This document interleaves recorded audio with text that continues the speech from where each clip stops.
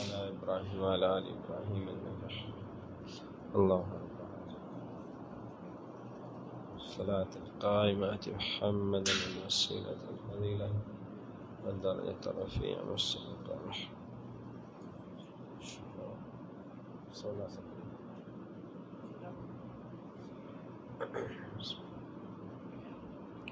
السلام علیکم ورحمۃ اللہ وبرکاتہ. ان الحمد للہ نحمده ونستعینه ونستغفره ونعوذ باللہ من شرور انفسنا ومن سیئات اعمالنا. من يهده الله فلا مضل له ومن يضلله فلا هادي له. ونشهد أن لا إله إلا الله وحده لا شريك له ونشهد أن محمدا عبده ورسوله صلى الله عليه وسلم. وشر الأمور محدثاتها وكل محدثة بدعة وكل بدعة ضلالة والضلالة في النار. يا أيها الذين آمنوا اتقوا الله حق تقاته ولا تموتن إلا وأنتم مسلمون. يا أيها الناس اعبدوا ربكم الذي خلقكم من نفس واحدة وخلق منها زوجها وبث منهما رجالا كثيرا ونساء. واتقوا الله الذي تساءلون به والأرحام إن الله كان عليكم رقيبا. يا أيها الذين آمنوا اتقوا الله وقولوا قولا سديدا يصلح لكم أعمالكم ويغفر لكم ذنوبكم ومن يطع الله ورسوله فقد فاز فوزا عظيما. أما بعد قال الله تبارك وتعالى في قرآن المجيد يرفع الله الذين آمنوا والذين أوتوا العلم درجات والله بما تعملون خبير.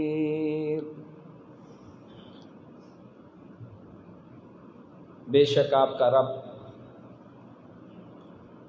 یرفع اللہ الذین آمنوا یرفع اللہ الذین آمنوا والذین اوتوا العلم درجات. بے شک آپ کا رب بلند کرتا ہے ایمان والوں کو اور وہ لوگ جن کو ہم نے علم عطا کیا ہے ان کے لیے بلند درجات اور اعلیٰ مرتبے ہیں. سامعین محترم، اسلام کے آنے سے پہلے دنیا میں جہالت کا دورہ تھا. اسلام نے اس جہالت کو ختم کر کے ہر طرف روشنی پھیلائی اور جس چیز کے ساتھ روشنی پھیلائی گئی اس کو کہتے ہیں اللہ کے دین کا علم. پھر سب اندھیرے چھٹ گئے اور ہر طرف خیر چھا گئی. اب یہ علم جب تک میرے اللہ کو منظور تھا اس کے نبیوں کے ذریعے سے معاشروں میں پھیلتا رہا. اب ذرا آپ اور ہم سارے سوچیں کہ آخر جب انبیاء دنیا سے چلے گئے تو پھر بعد میں کیسے پھیلا؟ کیسے پھیلا؟ نبی علیہ الصلوۃ والسلام کا فرمان ہے ان الانبیاء لم یورثوا درہما ولا دینار انما یورثوا علما، بے شک جب انبیاء فوت ہو جاتے ہیں تو ان کی وراثت سب کا سب صدقہ کھاتی جاتی ہے، اور ہم نبیوں کی کوئی وراثت نہیں ہوتی۔ ایسا نہیں ہوتا کہ کوئی نبی دنیا سے چلا جائے اور بعد میں اس کا مال اور اس کی دولت کی وراثتیں تقسیم ہو رہی، ایسا نہیں ہوتا۔ انما یورث علما، نبیوں کے پاس جو سب سے قیمتی خزانہ ہے وہ ان کا علم ہوتا ہے۔ وَمَنْ أَخَذَهُ أَخَذَ بِحَظٍ وَافِرٍ،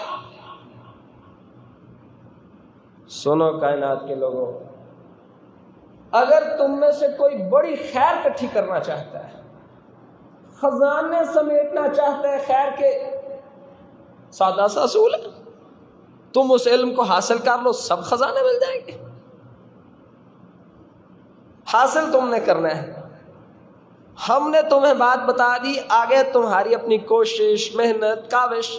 ہاں، پھر جس کی کوششیں اور کاوشیں ہمیں پسند آ گئی، پھر ہم اس کو شرح صدر عطا فرمائیں گے، اس کے لیے آسانیاں عطا فرمائیں گے، اس کی بات کو قبول فی الارض عطا کریں گے، لوگوں کے دل میں اس کی محبت اور شفقت اور رحمت بھر دیں گے، لوگ اس کی بات سنیں گے، لوگ اس کے جملوں کا انتظار کریں گے، اس کی لکھی ہوئی ایک ایک کتاب کے لوگ منتظر ہوں گے، اور لمبے لمبے مجمع اور قطاریں لائن میں لگ کے اس انتظار میں ہوں گی کہ ہمیں بھی موقع ملے، ہم اس شخص کے ساتھ ہاتھ ملائیں۔ ہوتا نا ایسا؟ یہ کوئی آج کی بات نہیں ہے، آپ مت سمجھو کہ یہ آپ کے اور میرے معاشرے کی ایجادات ہیں کہ کوئی صاحب علم ہوتا ہے اور لوگوں کا ہجوم ہوتا ہے۔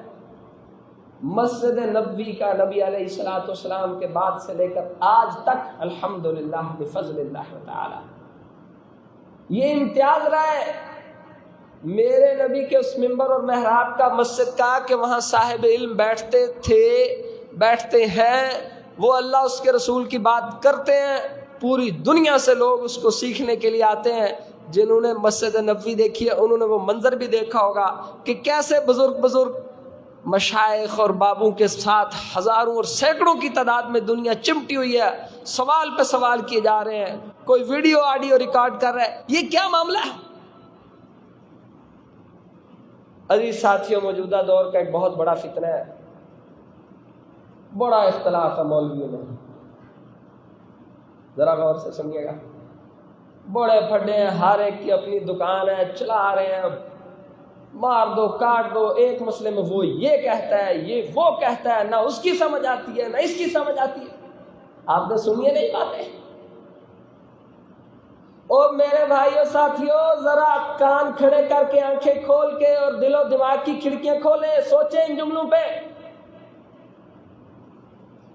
یہ کوئی آپ کے میرے چھوٹے جملے نہیں ہیں معاشرے میں جو تیر پھینکے جا رہے ہیں۔ اب دیکھیے، نبی علیہ الصلوۃ والسلام تو بار بار ارشاد فرما گئے کہ نبیوں نے ہمیشہ ساری زندگی دنیا میں رہنا کوئی نہیں، چلے جانا سب نے۔ اب وہ جو نبیوں والا کام اور مشن ہے، اس کے وارث کون بنے گے دنیا میں؟ کون بنے گے؟ علم والے، علماء جس کو ہم کہتے ہیں۔ اب یہ بات تو یقینی طور پہ آپ اور ہم طے کر لیں کہ نبیوں کے جانے کے بعد معاشروں میں اس کے وارث موجود رہیں گے۔ نبی علیہ الصلوۃ والسلام نے فرمایا، لوگو قرب قیامت میرا رب دنیا سے علم اٹھا لے گا، اور سنیے، میرا رب دنیا سے علم ایسے نہیں اٹھائے گا کہ بندہ صاحب علم تھا، قرآن کو جانتا تھا، فہم اور بصیرت کا مالک تھا، صبح اٹھایا تو اس کو ایک حرف بھی نہیں آتا، ایسا نہیں ہوگا۔ یعنی یہ نہیں ہوگا کہ آپ کا رب کسی کے سینے سے اس کی زندگی بھر کی محنت چھین لے، یہ بھی اس کی رحمت ہے، چھین سکتا ہے، ایسا نہیں ہوگا۔ ہوگا یہ قرب قیامت بڑے فتنوں میں سے ایک بہت بڑا فتنہ ہے، ہر طرف جہالت عام ہو جائے گی، ہدایت، رہنمائی، صحیح مسئلہ، درست بات، اچھی سمت، حقیقت کیا ہے یہ چھپ جائے گی۔ جھوٹ اور فراڈ اور فساد اور دھوکہ اور خیانت اور بے ایمانی اور غلط فتوے اور دھونس اور بہتان بازیاں اور الزام تراشیاں، بس یہی آپ کو ہر طرف نظر آئیں گی۔ جب یہ جہالت کا دور چھائے گا، میرا رب زمین سے علم کو اٹھا لے گا اور علم کسی کے سینے سے کھینچا نہیں جائے گا، بلکہ آپ کا رب زمین سے علم والے لوگوں پر موت صادر کر دے گا اور وہ فوت ہونے لگ جائیں گے۔ ایک گیا، دوسرا گیا، تیسرا گیا، علم والے اٹھتے چلے گئے، پیچھے معاشروں نے، آپ اور ہم، یہ بات پیچھے معاشروں نے، والدین نے، کاروباریوں اور نوکریوں کرنے والوں نے، محلے اور مسجدوں کو آباد کرنے والوں نے ان علماء کے جانے کا خلا پر نہیں کیا۔ انہوں نے فکر نہیں کی کہ ہمارے دین کے وارث دنیا سے جا رہے ہیں، ہم اپنے بیٹے وقف کریں اس کام کے لیے کہ یار آج اس زمین سے بہت بڑا اللہ کے دین کا عالم چلا گیا ہے، میں سوچتا ہوں یہ خلا کیسے پورا ہوگا۔ بھائی اس طرح ہوگا آپ اور ہم میں سے کسی کے شعور کی آنکھ کام کرے، کس کے دل میں یہ بات اللہ ودیعت ہی کر دے، کوئی القاء کر دے اس کے ذہن میں، کوئی الہام ہی کر دے میرا رب، کہ اس کے ذہن میں آئے کہ علم والے تو اٹھتے جا رہے ہیں، چلو میں اپنے سکے بیٹے پہ محنت کرتا ہوں، اللہ اس کو صاحب علم بنا دے۔ یہ حق تھا آپ کا اور میرا معاشرے کا کہ جو ہی کوئی اللہ کے نبی کا وارث کیا، امت مسلمہ میں کوہرام مچ جائے، طوفان برپا ہو جائے کہ ہائے ہائے ہم یتیم ہو گئے۔ اور اللہ اکبر، سلف میں سے ایک امام کہتے ہیں، ایوب سختیانی رحمہ اللہ علیہ، لوگوں جس دن زمین سے کوئی عالم چلا جاتا ہے نا، مجھے ایسے لگتا ہے کہ ایوب سختیانی کے جسم کا کوئی حصہ کوئی کاٹ کے لے گیا۔ میرے ان جملوں کی درد محسوس کیجئے، تھوڑے اپنے سینے میں جگہ دیجئے۔ یہ اس بندے کی فکر ہے جس کو امت مسلمہ کی فکر ہے، جو سمجھتا ہے کہ ہر طرف فحاشی عام ہے، بے رحمی عام ہے، حرام خوری عام ہے، چوری اور زنا عام ہے۔ یار یہ ٹوٹے پھوٹے 2 4 5 مولوی کچھ نہ کچھ تو اللہ کی بات کرتے تھے، اس کے رسول کی بات کرتے تھے۔ اگر یہ بھی چلے گئے تو پیچھے کیا بنے گا؟ پیچھے اندھیری رات چھا جائے گی، مسلمانوں کو لا الہ الا اللہ تک بھولنا شروع ہو جائے گا۔ نبی علیہ الصلوۃ والسلام نے فرمایا ایک وقت آئے گا معاشرے میں، ایک وقت آئے گا معاشرے میں کوئی بندہ یہ نہیں جانتا ہوگا کہ لا الہ الا اللہ کیا ہے۔ میری باتیں بھی سنتے آئیے گا، اپنے معاشرے پر نظر بھی دوڑاتے آئیے گا، اور جس رفتار سے دین کا فہم رکھنے والے لوگ جا رہے ہیں وہ منظرنامہ بھی، گراف بھی اپنے ذہن میں رکھیے گا۔ اور آپ اور میں جس محنت سے اپنے بچوں کو دین پڑھا رہے ہیں، مدارس کی طرف بھیج رہے ہیں، ان کی تربیت کر رہے ہیں کہ یہ دین میں راسخ العلم قسم کے لوگ بنے، وہ بھی منظرنامے ذہن میں رکھتے آئیے گا۔ 1 منٹ میں آپ کو بات سمجھ آ جائے گی کہ واقعی ایسا ماحول لگتا ہے کہ شاید بہت قریب آ جائے۔ فرمایا اچھا پھر کیا ہوگا؟ اللہ کے رسول صلی اللہ علیہ وسلم لا الہ الا اللہ بھی کوئی نہیں جانتا ہوگا۔ میں میرے صحابہ، لوگ کہیں گے کہ جب ہم بچے اور جوان ہوتے تھے نا، ہم یہ آپ کے ساتھ جو بھائی سو رہے ہیں ان کو جگا دو، یہ خیر خواہی ہے۔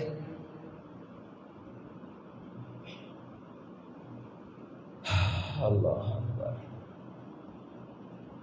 صحابہ کہنے لگے اللہ کے رسول صلی اللہ علیہ وسلم، وہ لوگ کہیں گے کہ ہم نے اپنے ابا سے، بوڑھے بوڑھے دادوں سے، بابوں سے سنا تھا کہ ایک جملہ ہوتا تھا لا الہ الا اللہ، کیا؟ صحابہ کرام کہنے لگے اللہ کے رسول صلی اللہ علیہ وسلم، جب اتنی جہالت عام ہوگی، یعنی لا الہ الا اللہ کبھی نہیں پتا ہوگا۔ اوے عزیز ساتھیو، آپ کو اور مجھے اس سورج کے نکلنے میں شک ہو سکتا ہے، ایک مسلمان کو محمد رسول اللہ کی بات میں شک اللہ کی قسم نہیں ہو سکتا۔ ہماری آنکھیں دیکھ رہی ہوں کہ سورج نکلا ہوا ہے، یہ بات پھر بھی جھوٹی ہو سکتی ہے، میرے محمد کی بات، یہ ہمارا عقیدہ اور یقین ہے انشاءاللہ۔ صحابہ کہنے لگے اللہ کے رسول، وہ جو لوگ ہوں گے صلی اللہ علیہ وسلم جن کو لا الہ الا اللہ کی الف بے بھی نہیں پتا ہوگی، لا الہ الا اللہ بھی نہیں پتا ہوگا، بس آپس میں یہ کہیں گے کہ یار ہمارا دادا ایک جملہ کہتا تھا، وہ کہے گا یار کیا کہتا تھا، پتہ نہیں یار اس طرح کچھ، لا، دوسرا کہے گا الہ، تیسرا چوتھا مل جل کے سارے کہیں گے اچھا لا الہ الا اللہ، کہیں گے ہاں ہاں ہاں یہی جملہ۔ صحابہ اکرام کہنے لگے اللہ کے رسول صلی اللہ علیہ وسلم، کیا اس وقت ان لوگوں کو یہ لا الہ الا اللہ فائدہ دے گا؟ آئے ہائے قربان جائیے توحید کی عظمت ہے۔ میرے صحابہ جتنے بھی کنگلے، محتاج، محروم، اجڑے بکھڑے، کٹے پھٹے ہوئے معاشرے ہوں گے، دین کی جتنی بھی حالت کمزور ہوگی، اس معاشرے میں اتنے ماڑے دین کے علم والے لوگوں کو بھی ان کا لا الہ الا اللہ ضرور فائدہ دے گا۔ اس میں نوید بھی ہے کہ لا الہ الا اللہ بڑی وزنی چیز ہے، اور ورد کرو، اپنی زبانوں پہ جاری رکھو اس جملے کو، اس کو اوڑھنا اور بچھونا بناؤ، یہ آپ کی اور میری نجات کا سبب بنے گا۔ لیکن اس نوید کے ساتھ چھپا ہوا ایک شدید خوف بھی ہے کہ معاشروں میں صرف لا الہ الا اللہ کا جملہ باقی رہے گا، سب علم اٹھ جائے گا، اور علم اٹھے گا کیسے؟ علماء کے ساتھ جانے سے۔ یہ چلتے جائیں گے، اسی طرح علم اٹھ جائے گا۔ آگے آپ کی اور میری مرضی ہے، ہم ہدایت پہ جینا چاہتے ہیں یا جہالت پہ مرنا چاہتے ہیں؟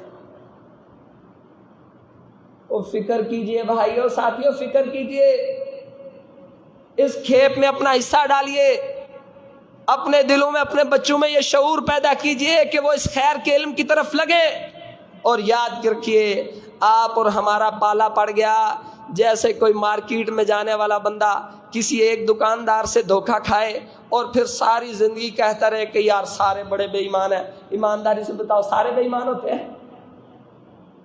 کوئی ایک کسی ایک ایسے درندے کے ہتھے چڑھ گیا، بس اس نے ایسا راگ الاپا کہ سب مولویوں کا یہ مسئلہ ہے، سارے یہ کرتے ہیں، داڑھی کا یہ مسئلہ ہے، دین کا یہ مسئلہ ہے، ٹوپی کا یہ مسئلہ ہے، مسجد اور مدرسے کا یہ مسئلہ ہے۔ یہ یلغار ہے امت مسلمہ کے اوپر کہ ان کے ذہن سے، ان کا اساس، ان کی بیس، جہاں سے ان کو گائیڈ لائن ملنی ہے، جہاں سے ان کی ذہن سازی ہونی ہے، جو ان کے مراکز ہیں جنہوں نے ان کی تربیت کرنی ہے، ان کے ذہن میں ایسے شکوک و شبہات ڈالو، جب یہ کردار متاثر ہوں گے تو اسلام تو 100% متاثر ہوگا۔ ہمیں ایسی کسی جلغار کا حصہ نہیں بننا، ہمیں اپنی طاقت کے مطابق دفاع کر رہے ہیں، اور لوگوں کے سامنے خیر کی مثالیں پکڑ پکڑ کے لاؤ۔ او بھائی ایسا نہیں ہوتا، انہیں سمجھاؤ کہ اللہ کے واسطے جتنے بھی ماڑے موٹے ہیں پھر بھی جو 2-4 خیر کے جملے معاشرے میں گھوم رہے ہیں، ان لوگوں کی مرہون منت ہے، اگر یہ نہ ہو تو حالات بڑے شدید قسم کے ہو جائیں۔ اور انہی ستاروں میں سے ایک ستارے کا میں کچھ آپ سے ذکر کرنا چاہتا ہوں۔ دمشق کی نا ایک مسجد میں صحابی رسول کے پاس ایک شخص آیا، کہنے لگا کہ میں مدینہ سے پیدل آیا ہوں، مدینہ سے پیدل نہیں سفر کر کے آیا ہوں، دمشق میں آپ کے پاس ایک حدیث سننا چاہتا ہوں، ایک حدیث سننا چاہتا ہوں۔ حضرت ابو درداء تو اتنے خوش ہو گئے، اسے کہا کہ بیٹھ، حدیث تجھے پھر سناتا ہوں، پہلے تجھے بتاتا ہوں کہ تو نے کمال کر دیا ہے۔ کہنے لگے میں نے اللہ کے رسول صلی اللہ علیہ وسلم کی زبان سے سنا، جو بندہ دین کا علم حاصل کرنے کے راستے پہ چلتا ہے اللہ اس کے لیے جنت کا راستہ آسان کر دیتا ہے، جو دین کے علم کے راستے پہ چلتا ہے فرشتے اس کے پاؤں کے نیچے پر بچھاتے ہیں، اللہ کی رحمت ان پہ برستی ہے، اور سمندروں میں موجود مچھلیاں اس کے لیے اللہ کے حضور دعا کرتی ہیں، اور چیونٹیاں اپنے صحراؤں اور بلوں میں دعا کرتی ہیں اس کے لیے کہ یا اللہ اس کی مغفرت فرما، اس پر رحم فرما، اور آسمان کی فضاؤں اور ہواؤں میں اڑتے ہوئے پرندے اس کے لیے دعا کرتے ہیں، کیونکہ یہ مشن محمدی کا وارث ہے۔ انبیاء کے جانے کے بعد یہ کام علماء کا ہے، علم والوں کا کہ امت کو سہارا دینا۔ آگے فرمایا لوگوں، نبی علیہ ابو درداء کہنے لگے اس کو کہ او مدینہ سے دمشق کا سفر کرنے والے، میرا دل چاہتا ہے تیرے سینے کی تھکاوٹ اتار کے رکھ دوں۔ کہنے لگے محمد صلی اللہ علیہ وسلم نے فرمایا فضل العالم علی العابد، ایک علم والے بندے کو ایک عبادت کرنے والے بندے پہ ایسے فضیلت حاصل ہے جیسے چاند کو ستاروں پر فضیلت حاصل ہے۔ ستارے کیوں چمکتے ہیں؟ آج سائنس بھی کہتی ہے، وہ کہتے ہیں کہ چاند سورج کی روشنی کی وجہ سے چمکتے ہیں اور ستارے چاند کی وجہ سے۔ اگر چاند نہ ہو یعنی علم والے نہ ہو تو معاشرے میں جتنا آپ کو عمل نظر آتا ہے یہ ختم ہو جائے۔ یہ اس نور کی روشنی ہے جو آپ تک پہنچتی ہے اور اس کے ذریعے عبادت کرنے والے عبادت کے ذریعے چمکتے ہیں۔ حلال کمانے والوں کو وہ بتاتے ہیں کہ حلال کماؤ، حرام سے بچو۔ اس طرح پورے معاشرے میں اسلام ایپلیکیبل بن جاتا ہے، قابل عمل۔ آگے فرمایا نبی علیہ الصلوۃ والسلام نے کہا تھا ایک علم والے بندے کو عام بندے پر ایسے فضیلت حاصل ہے جیسے محمد صلی اللہ علیہ وسلم کو کسی عام انسان پر فضیلت حاصل ہے۔ او بھائی کن خواب و خیالوں میں جی رہے ہیں ہم؟ یہ غلط فہمی ہے۔ اگر اس میں کسی ایک معاشرے میں ذرا سوچئے، اگر کسی معاشرے میں کوئی ایک بھی ڈاکٹر نہ ہو کیا ماحول بن جائے؟ جینا مشکل ہو جائے نا۔ اگر کسی معاشرے میں کوئی ایک بھی استاد نہ ہو، استاد ہی نہیں ہے، رہو گے اس معاشرے میں؟ اگر کسی معاشرے میں کوئی ایک بھی فروٹ سبزی بیچنے والا نہ ہو، پھر آپ کا اور میرا متفقہ فیصلہ ہے کہ یہاں زندگی ممکن نہیں ہے، معذرت۔ ایک دنیا کے علوم کی خاطر ان کو جینے اور مرنے کے ساتھ جوڑ لیا اور ہم بغیر فکر کے جی رہے ہیں کہ اگر آپ کے اور میرے معاشرے میں کوئی صحیح عالم نہیں ہے، صحیح علم والا بندہ نہیں ہے، ہمیں گائیڈ کرنے والا کوئی نہیں ہے، پھر آپ کی اور میری دنیا بھی تباہ ہے اور آخرت تو ہونی ہے۔ سورۃ توبہ میں اللہ رب العزت نے فرمایا او لوگوں تمہیں کیا ہو گیا؟ کیوں نہیں تم نے، سوال ہے، یہ جہاد کی سورۃ تبوک کی آیتوں میں یہ آیت آئی ہے، جہاد کی آیتیں بار بار اتری، تمہیں کیا ہے کہ تم جہاد پر نہیں نکلتے؟ تمہیں کیا ہے کہ ہم نے تمہیں کہا تھا سارے نکلو، نکلتے کیوں نہیں ہو؟ اس طرح کی آیتیں۔ اور جو تبوک کی جنگ سے پیچھے رہے تھے 3 لوگ، ان کی توبہ پہ یہ سورۃ توبہ اتری، یعنی جنگ سے پیچھے رہنا اتنا بڑا جرم ثابت ہوا۔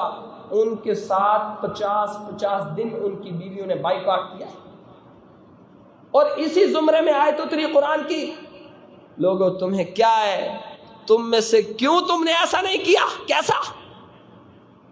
فوراً اس آیت کو سنتے میرا ہر بھائی بزرگ اپنے گھر کی 4 دیواری میں جھانکے، پھر اپنے خاندان میں جھانکے۔ کیا آپ کے میرے گھر اور خاندان میں کوئی ایک بھی ایسا شخص ہے جو دنیا کی کوئی مہارت نہ رکھتا ہو؟ کوئی بھی؟ ہر خاندان میں آپ کو ڈاکٹر بھی ملیں گے، استاد بھی ملیں گے، کاروباری لوگ بھی ملیں گے۔ قرآن نے کہا ہے کہ ٹھیک ہے، اس کی نفی نہیں ہے۔ اللہ تعالیٰ کہہ رہے ہیں لوگوں تمہیں کیا ہے کہ تم نے اپنے میں سے 2-4 بندے کیوں نہیں نکالے؟ وہ تمہارے گھر سے نکلتے جاتے لیتفقہوا فی الدین، تاکہ وہ جاتے اور اس دین کے علم میں رسوخیت حاصل کرتے، اللہ کا دین اسلام سیکھتے، پھر واپس آتے اپنی قوم کی طرف، لعلہم یحذرون، اور آ کے قوم کو ڈراتے کہ ہم یہ سیکھ کے آئے ہیں۔ لوگوں بچو اللہ سے، تم نے ایسا کیوں نہیں کیا؟ کر رہے ہیں ہم سارے۔ کوہرام مچا پڑا ہے، ایک لمبا عرصہ ہمارا یونیورسٹیز میں گزر گیا، ان یونیورسٹی سے آپ کو خیر کی امید نہیں ہے، وہاں ہوس کا پیغام دیا جاتا ہے۔ دنیا کے ہنر، علوم اور فنون کے ساتھ اگر اسلام کا علم اور تربیت کا علم نہیں ہوگا، کوئی ڈاکٹر آپ کو نفع نہیں دے سکتا، وہ آپ کی جان کے ساتھ کھیلے گا اور اپنی ہوس پوری کرے گا۔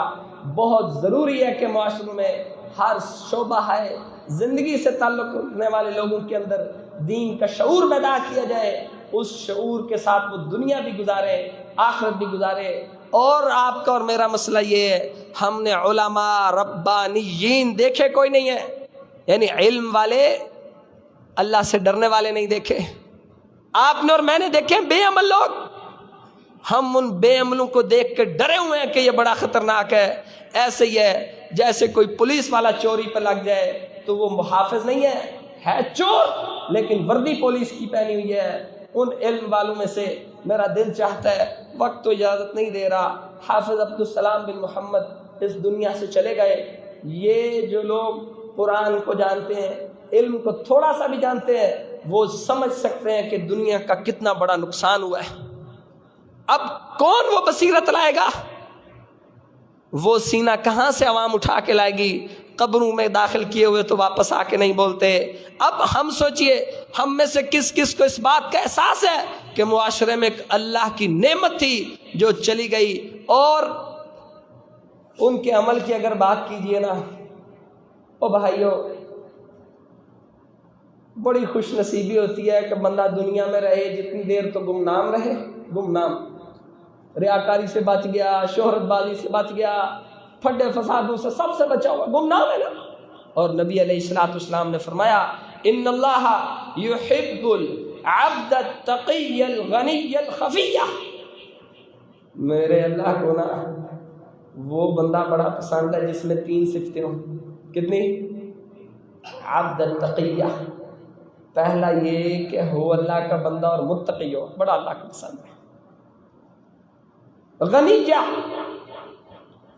سخی بھی بڑا ہے، بڑا اللہ کا پسند. اور تیسرا وصف جو آپ کو لاکھوں لوگ دیکھنے کے بعد بھی نہیں ملے گا، متقی بھی مل جائیں گے، سخاوت کرنے والے بھی ملیں گے. فرمایا اللہ کو وہ بندہ پسند ہے جو گمنام ہو، جو بچا ہوا اس شہرت کی بیماری سے. اس شہرت کی مجبوریوں نے کتنے لوگوں کی دنیا بھی برباد کی ہے. آپ دیکھو یہ سوشل میڈیا کی دنیا، اس دنیا کی فین فالوئنگ کی خاطر دنیا بھی برباد کی ہے، اور آخرت میں تو کوئی حصہ نہیں ہے. ان عبد الخفیوں میں سے ایک بندہ عبدالسلام بن محمد تھا حفظہ اللہ تعالی. زندگی بھر لکھتے رہے زندانوں میں، جو پڑھتے تھے ان تک علم پہنچتا. ان کے دل میں بڑی شفقت تھی. جن کی زندگی صرف فون کے اوپر بہ رہی ہے وہ کہتے ہیں ہم تو نہیں جانتے، کوئی اتنا بڑا نام تو نہیں تھا. او بھائی آپ کو فرصت ملے فیس بک سے تو آپ جانو.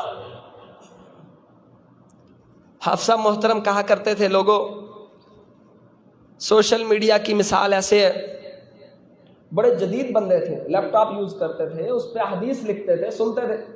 کہتے ہیں سوشل میڈیا کی مثال ایسے ہے جیسے کوئی بندہ ندی پہ گیا ہے پانی پینے کہ 2-4-5 گھونٹ پیوں پیاس بھروں، یعنی فون اٹھایا اس لیے تھوڑی تفریح کے لیے، بس ہمیں ایک آدھی پوسٹ کو 2-4 سٹیٹس، رات سونے سے پہلے ہاتھ لگایا، 10 بجے ہاتھ لگایا تھا، پھر پتہ لگا جب رات کے 2:30 بج گئے. یہی حالت ہے نہیں؟ یعنی کام کوئی اور، بس ایک ہاتھ فون کو لگایا، گھنٹے بعد پتہ لگا کہ وہ کام بھی رہ گیا، وہ کام بھی رہ گیا. کہتے ہیں سوشل میڈیا کی یہ مثال ہے، کوئی ندی سے پانی پینے جاتا ہے، پانی پی کے واپس نہیں آتا، الٹا ندی میں گر کے ندی کے ساتھ بہتا چلا جاتا ہے. ایک دفعہ یوٹیوب چلا لی انہوں نے، اپنے اوپر قسم ڈال دی کہ اللہ کی قسم آئندہ یوٹیوب چلائی تو یہ میرے اوپر کفارہ اور جرمانہ ہوگا.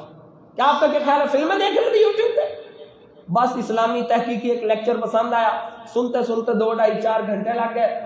بعد میں کہا مجھے اپنی ذات پہ یہ میں جرمانہ ڈالوں گا اگر میں یہ کام آج کے بعد کروں گا. بتائیے آپ میں سے اور ہم میں سے کوئی ایسا جرت والا ہے جائے جمعے کے بعد اپنے اوپر معاہدہ کرے اپنے ساتھ کہ میں اپنی زندگی کو سوشل میڈیا کے ساتھ ضائع نہیں کروں گا، اس کو مفید بنا کے کسی اچھے کام میں لگاؤں گا؟ ہے کوئی ایسا بندہ؟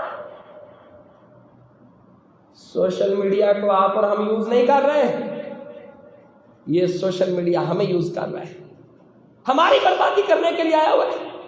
اور پھر جس بندے نے، آپ اور ہم، شاید ہم میں سے عام بندہ ساری زندگی میں ان کی قرآن کی لکھی ہوئی تفسیر پڑھ نہ سکے، اور انہوں نے کیا کر دیا؟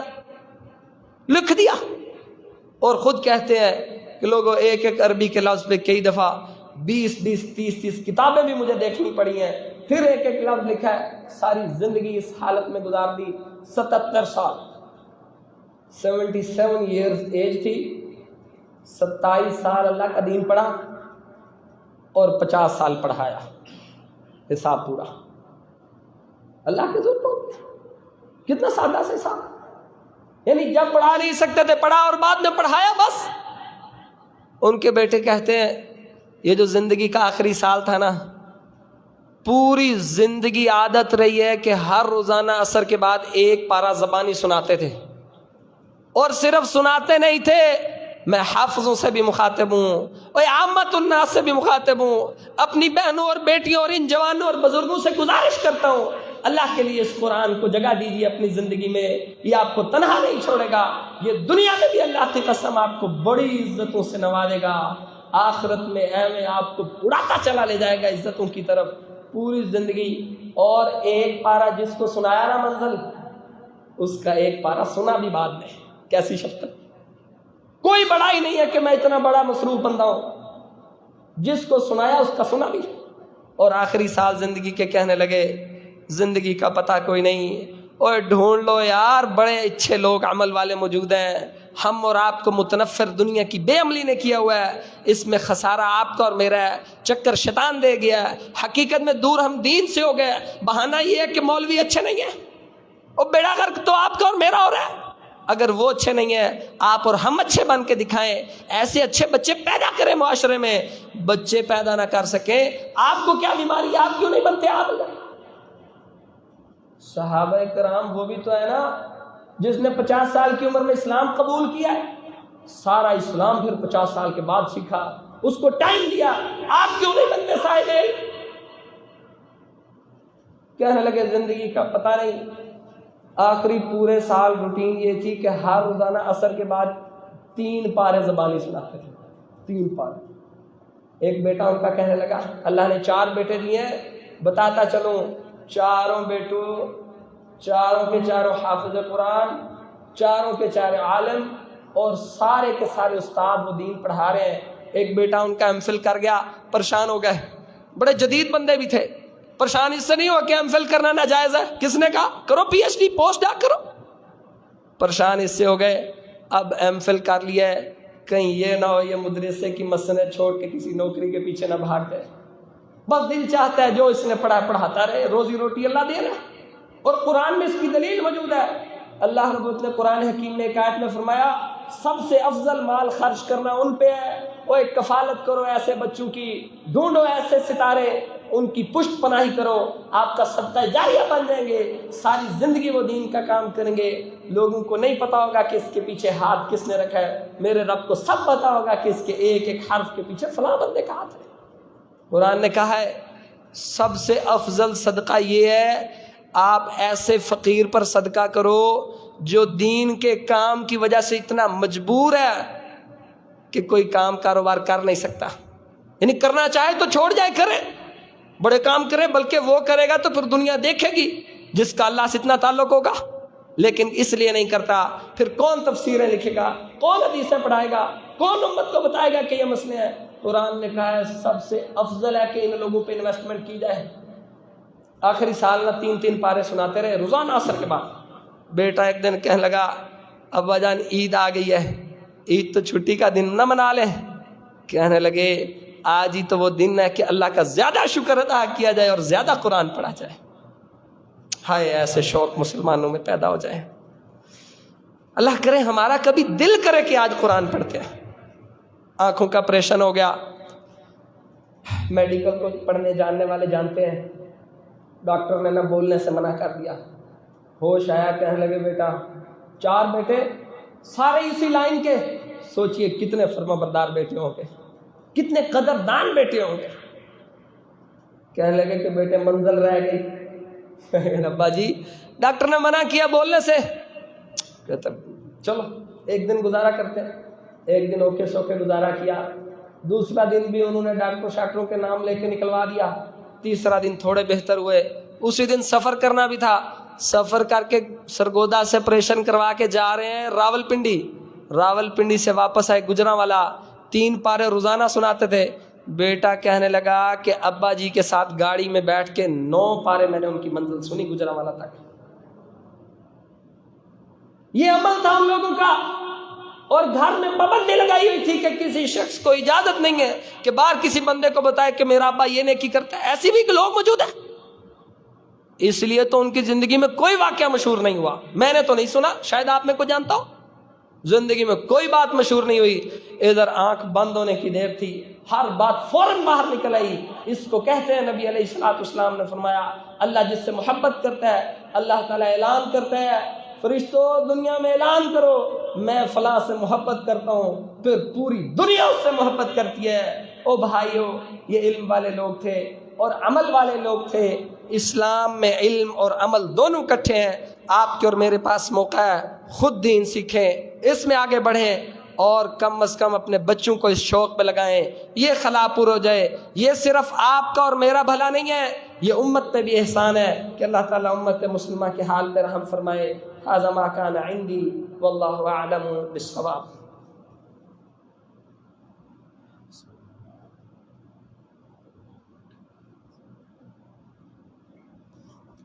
ان الحمد للہ نحمده ونستعینه ونستغفره ونعوذ باللہ من شرور انفسنا ومن سیئات اعمالنا، من يهده الله فلا مضل له ومن يضلله فلا هادي له، ونشهد ان لا اله الا الله وحده لا شريك له، ونشهد ان محمدا عبده ورسوله صلی اللہ علیہ وسلم۔ میں نے پچھلے جمعے بھی ذکر کیا تھا، حافظ عبدالسلام بن محمد رحمہ اللہ علیہ، ان کے ہاتھوں سے اللہ نے قرآن کی تفسیر لکھوائی، القرآن الکریم۔ اللہ تعالیٰ جس کو توفیق دے ضرور خریدے اور اس کو پڑھے۔ ان کے بیٹے کہتے ہیں کہ ہماری ماں جاننا، میں بھی حافظ تھا، چھوٹا چھوٹا بیٹا، اور ابو تو تھے ہی حافظ۔ امی ایک پارہ میرا سنتی ہیں منزل کا زبانی، پھر ایک پارہ ابو کا سنتی ہیں۔ اب ہم دونوں ابا اور بیٹے پارے سنا کے ہو جاتے فارغ۔ اب اگلی باری کس کی تھی؟ امی کی۔ کہتے جب امی کی باری آتی نا، ابو کو نیند آتی، وہ سو جاتے اور میں کھیلنے کودنے بھاگ جاتا اور وہ اسی طرح رہ جاتی۔ تو ہمارے گھر کے جھگڑوں میں ایک جھگڑا یہ تھا کہ میری منزل کون سنے گا، اور پھر ایک واقعے میں یہ کہ یہ نہیں کوئی حافظہ عالمہ پیچھے سے آئی تھی، کہنے لگے ابا جان نے سورت یوسف امی کو اپنے ہاتھ سے لکھ کے دی کہ میرا دل چاہتا ہے یہ مجھے بڑی پسند ہے، آپ اسے یاد کر لو۔ پھر ماں نے یاد کی، پوری سورت یوسف زبانی حفظ کر لی۔ اللہ کرے آپ کے اور میرے گھروں میں بھی ایسا قرآن کا منظر بن جائے۔ خامن سنا رہا ہو، بیوی سن رہی ہے، بچے سنا رہے ہیں، ماں سن رہی ہے، کتنی شفقتوں اور رحمتوں والا گھرانہ ہو۔ ابھی بات ختم نہیں ہوئی، کہنے لگے اسی طرح ابا جی پڑھاتے رہے، ہم بھی پڑھتے رہے۔ ایک وقت آیا کہ میری والدہ پورا قرآن حفظ کر گئی۔ اللہ اکبر! یقین آتا ہے نا کہ یہ لوگ، قرآن نے کہا ہے والذین آمنوا واتبعتہم ذریتہم بایمان الحقنا بہم ذریتہم، جو ایمان والے گزرے ان کے بچے بھی نیچے اچھے اور نیک تھے، ہم دونوں کو جنت میں اکٹھا کر دیں گے۔ یار جب اس طرح کے واقعات سنتے ہیں ایک دل سے آواز نکلتی ہے کہ یہ گھرانہ لگتا ضرور جنت میں جائے گا، انشاءاللہ جائے گا۔ اللہ آپ کو اور ہمیں بھی ایسا گھرانہ عطا فرمائے، اور بنانا آپ نے اور میں نے۔ میں آپ سے گزارش کرتا رہتا ہوں، لایا کرو اپنی بیگمات کو، بیٹیوں کو، بہنوں کو، دادیوں اور نانیوں کو، تاکہ ان تک اللہ کا پیغام پہنچ جائے، ان میں یہ دین کا شوق اور شعور پیدا ہو۔ اللہ کرے ہم ایک دوسرے کے ساتھ تعاون کرتے کرتے اس کی جنت میں جانے کے مستحق ٹھہریں۔ اللہم اعز الاسلام والمسلمین، اللہم اذل الشرک والمشرکین، اللہم دمر اعداءک واعداء الدین، اللہم ارحم علی حالنا ولا تنظر الى سوء اعمالنا، ربنا آتنا في الدنيا حسنة وفي الآخرة حسنة وقنا عذاب النار وصلى الله تعالى على النبي الكريم.